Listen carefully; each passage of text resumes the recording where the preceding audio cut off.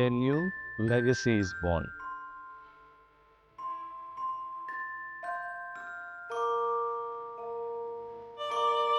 Muffin House introducing the Travancore Royal Plum Cake.